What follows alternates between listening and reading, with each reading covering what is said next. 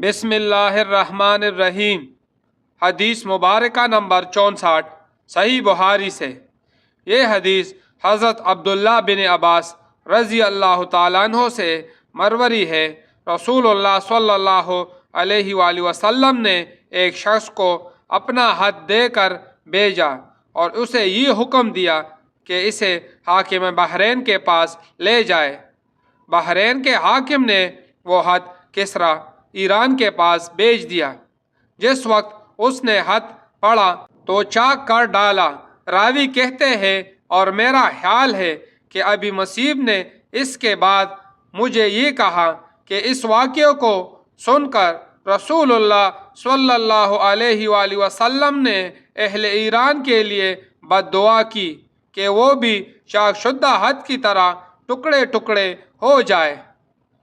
ये हदीस रसूलुल्लाह सल्लल्लाहु अलैहि वसल्लम की दावत इस्लाम का सबूत है।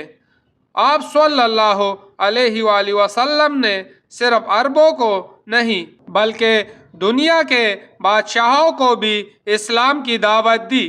खत लिखना दावत का एक महज़्ज़ब और बावकार तरीका था। हाकिम बहरैन ने खत का एहतराम किया। इसने अपने हद से तजावज़ ना किया बल्कि इसे किसरा तक पहुंचाया। किसरा ने हद पढ़कर तकब्बुर का मुजाहरा किया। इसने रसूलुल्लाह सल्लल्लाहु अलैहि वसल्लम के नाम का भी एहतराम ना किया।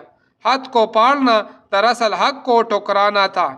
ये अमल सिर्फ कागज़ पढ़ना नहीं था बल्कि अल्लाह के रसूल सल्लल्लाहु अलैहि वसल्लम की तौहीन थी।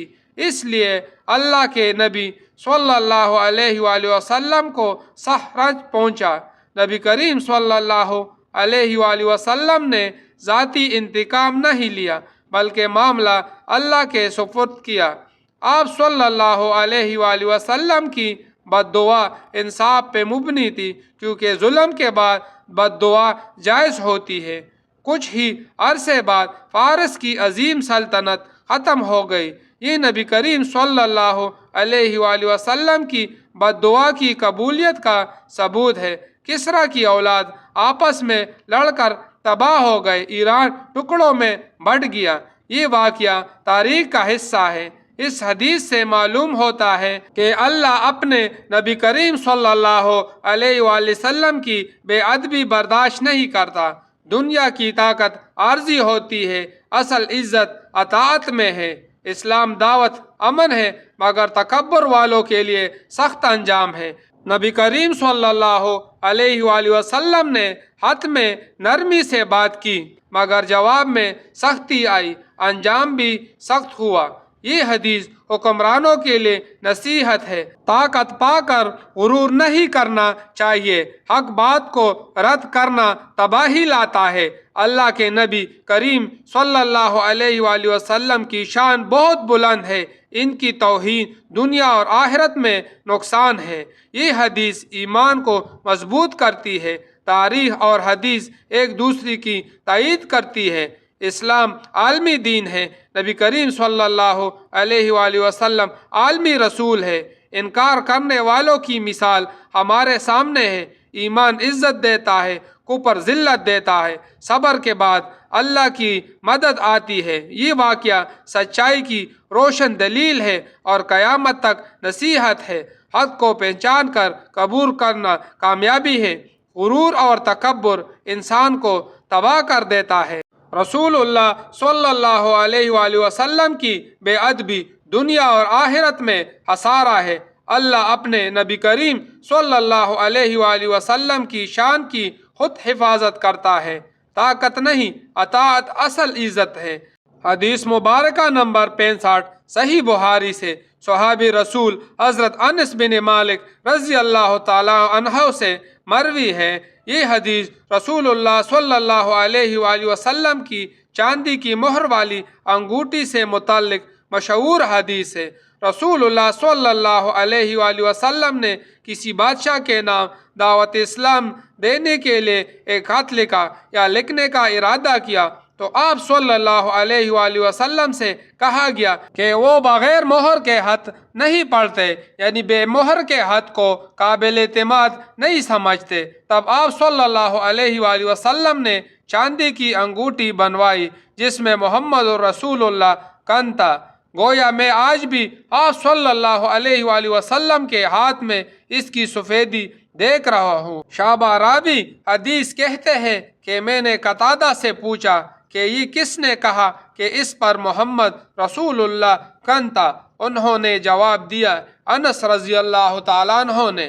رسول اللہ صلی اللہ علیہ وآلہ وسلم نے غیر مسلم بادشاہوں کو اسلام کی دعوت دینے کا ارادہ فرمایا۔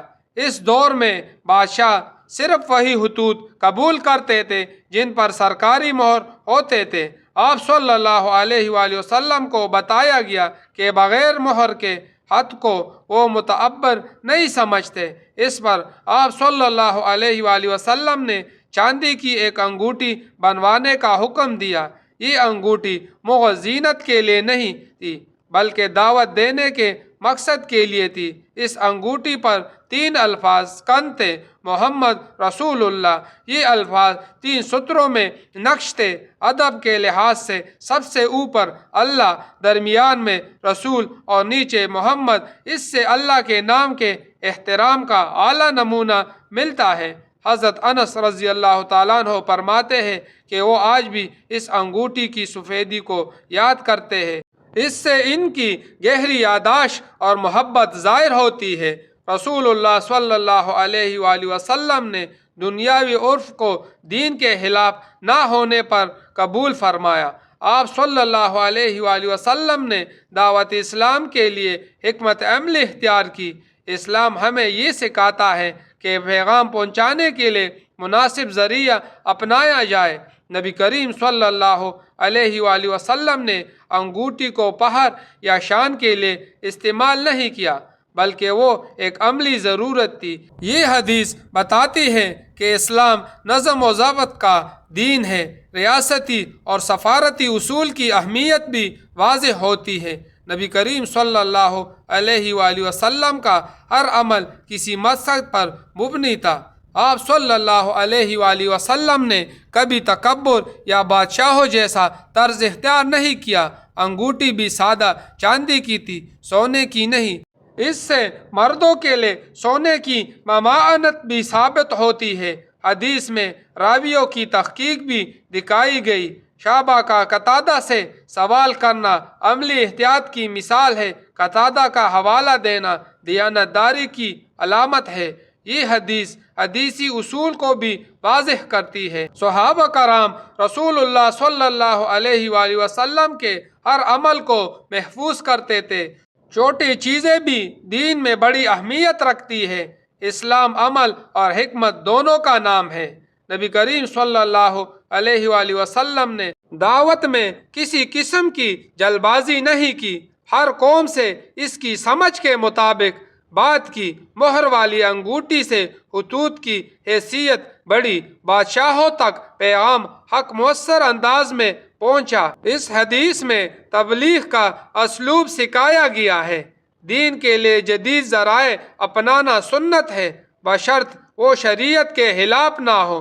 یہ حدیث نبی کریم صلی اللہ علیہ وآلہ وسلم کی بصیرت کو ظاہر کرتی ہے اور آپ صلی اللہ علیہ وآلہ وسلم کے عالمی مشن کو بھی۔ اسلام کسی ایک قوم کے لیے محدود نہیں بلکہ پوری انسانیت کے لیے ہے۔ یہی وجہ ہے کہ خطوط بادشاہوں کو بھیجی گئی۔ انگوٹھی اسلام کی عالمی پیغام کی علامت بنی۔ یہ حدیث ہمیں مقصد دید سکھاتی ہے اور حکمت کے ساتھ عمل کرنا سکھاتی ہے۔ یہی سنت نبوی صلی اللہ علیہ وآلہ وسلم کا خلاصہ ہے۔ دعوت دین میں حکمت اور تدبیر ضروری ہے۔ جائز دنیاوی وسائل کو دین کے لیے استعمال کرنا سنت ہے۔ اسلام نظم و احترام اور ذمہ داری کا دین ہے۔ اللہ کے نام کا ادب ہر حال میں مقدم ہے۔ نبی کریم صلی اللہ علیہ وآلہ وسلم کا ہر عمل ہمارے لیے رہنمائی ہے۔ حدیث مبارکہ نمبر 66 صحیح بخاری سے حضرت ابو واقد اللیثی رضی اللہ تعالیٰ عنہ نے یہ واقعہ براہ راست رسول اللہ صلی اللہ علیہ وآلہ وسلم سے سنا اور بیان کیا۔ ایک مرتبہ رسول خدا صلی اللہ علیہ وآلہ وسلم مسجد میں تشریف فرماتے اور لوگ آپ صلی اللہ علیہ وآلہ وسلم کے ارد گرد بیٹھے ہوئے تھے کہ 3 آدمی وہاں آئے۔ ان میں سے 2 رسول اللہ صلی اللہ علیہ وآلہ وسلم کے سامنے پہنچ گئے اور ایک واپس چلا گیا۔ راوی کہتے ہیں کہ پھر وہ دونوں رسول اللہ صلی اللہ علیہ وآلہ وسلم کے سامنے کھڑے ہو گئے۔ اس کے بعد ان میں سے ایک نے جب مجلس میں ایک جگہ کچھ گنجائش دیکھی تو وہاں بیٹھ گیا اور دوسرا اہل مجلس کے پیچھے بیٹھ گیا۔ تیسرا جو تھا وہ لوٹ گیا۔ تو جب رسول اللہ صلی اللہ علیہ وآلہ وسلم اپنے گفتگو سے فارغ ہوئے تو صحابہ کرام سے فرمایا کہ کیا میں تمہیں 3 آدمیوں کے بارے میں نہ بتاؤں؟ تو سنو، ان میں سے ایک نے اللہ سے پناہ چاہی، اللہ نے اسے پناہ دی، اور دوسرے کو شرم آئی تو اللہ بھی اس سے شرمایا کہ اسے بھی بخش دیا، اور تیسرے شخص نے منہ موڑا تو اللہ نے بھی اس سے منہ موڑ لیا۔ یہ حدیث ہمیں مجلس علم کے ادب اور دل کے حال کی بڑی گہری تصویر دکھاتی ہے۔ رسول اللہ صلی اللہ علیہ وآلہ وسلم مسجد میں تشریف فرماتے اور صحابہ کرام آپ کے ارد گرد علم حاصل کرنے کے لیے بیٹھے تھے۔ اسی دوران 3 افراد مسجد میں داخل ہوئے۔ یہ تینوں ایک جیسے حالات میں آئے مگر ان کا طرز عمل مختلف تھا، اور اسی اختلاف نے ان کے انجام کو بھی مختلف بنا دیا۔ پہلا شخص مجلس میں آیا، اس نے غور سے دیکھا کہ کہیں جگہ خالی ہے، اس نے ادب کے ساتھ وہاں بیٹھنے کو ترجیح دی۔ اس کا یہ عمل اس بات کی علامت تھا کہ اس کے دل میں علم کی قدر، رسول اللہ صلی اللہ علیہ وآلہ وسلم کی محبت اور اللہ سے قربت کی طلب موجود تھی۔ اللہ نے اس بندے کے اسی خلوص کو قبول فرمایا اور اس کے لیے رحمت اور پناہ کا دروازہ کھول دیا۔ دوسرا شخص بھی آیا مگر اس نے آگے بڑھ کر جگہ بنانے کی ہمت نہ کی، وہ پیچھے بیٹھ گیا۔ اس کے دل میں بھی رغبت ہی نہیں تھی بلکہ شرم اور حیا غالب تھی۔ رسول اللہ صلی اللہ علیہ وآلہ وسلم نے فرمایا کہ اللہ بھی اس سے شرما گیا، یعنی اللہ نے اس بندے کی اس حیا کو پسند فرمایا اور اس کی مغفرت کا سبب بنا دیا۔ تیسرا شخص آیا مگر اس نے مجلس علم سے منہ موڑ لیا، نہ اس نے بیٹھنا مناسب سمجھا اور نہ ہی علم حاصل کرنے کی رغبت ظاہر کی۔ یہ رویہ اللہ کو ناپسند ہوا، چنانچہ اللہ نے بھی اس سے توجہ ہٹا لی۔ یہ اس بات کی علامت ہے کہ جو شخص اللہ اور اس کے دین سے بے روحی اختیار کرتا ہے، اللہ بھی اسے اس کے حال پر چھوڑ دیتا ہے۔ یہ حدیث ہمیں بتاتی ہے کہ اصل قدر انسان کے دل کی رجحان کی ہوتی ہے۔